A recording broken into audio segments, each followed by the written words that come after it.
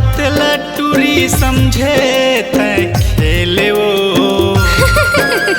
तोर मोर माया के बात लटूरी समझे तय खेले वो तय तो शादी करके चल दिस मोला भेज दिस जेल वो तय तो शादी करके चल दिस मोला भेज दिस जेल वो तोर मोर माया के बात लटूरी समझे तय खेले वो तोर मोर माया के बात लटूरी समझे तय खेले वो तय तो शादी करके चल दिस मोला भेज दिस जेल वो तय तो शादी करके चल दिस मोला भेज दिस जेल वो।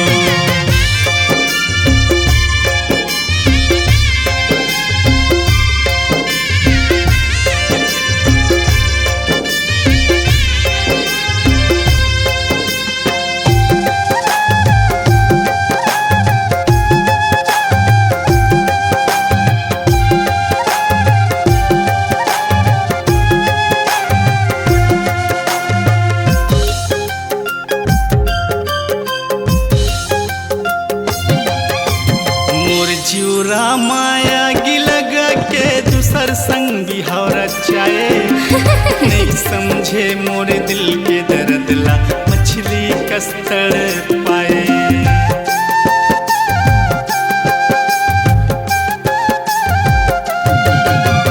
मोर जीवरा माया गिलग के दूसर संग बिहाव रचाए नहीं समझे मोरे दिल के दर्द ला मछली कस्तड़ पाए नहीं समझे मोर दिल के दर्द ला मछली कस्तड़ पाए धोखा तोला देना रहिस्ता खेले कतका खेले वो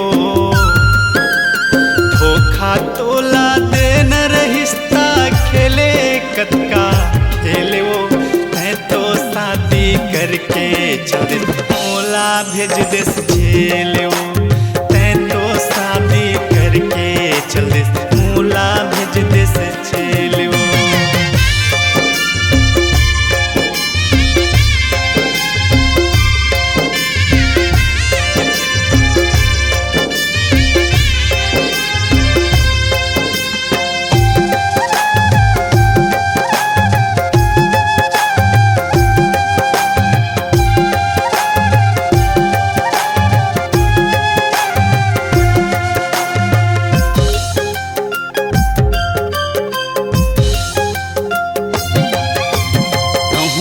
तो तड़पना पड़ी जब ते मोला तड़पावे मोर कसम है तोला रे टूरी तहूँ तो ठोकर खाबे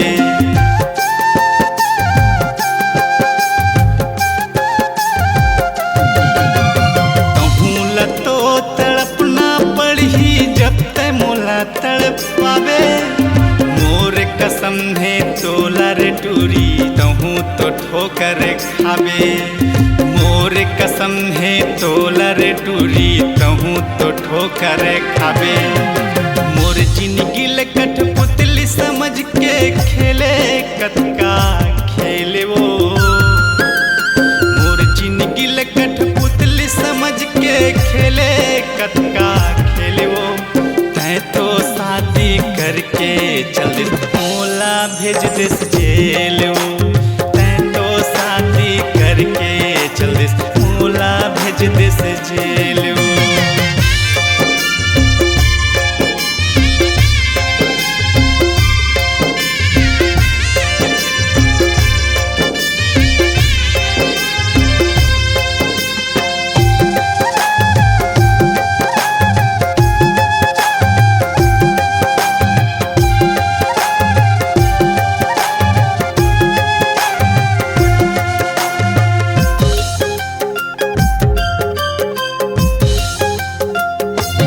जिए के मोरे आशा टूट गए तड़प तड़प के मरूं मैं तो मोला छोड़ के चल दिस अब जी के का करूं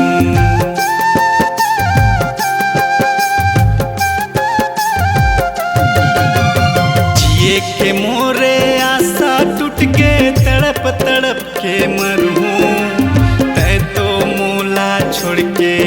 देस अब जी के का करहूँ।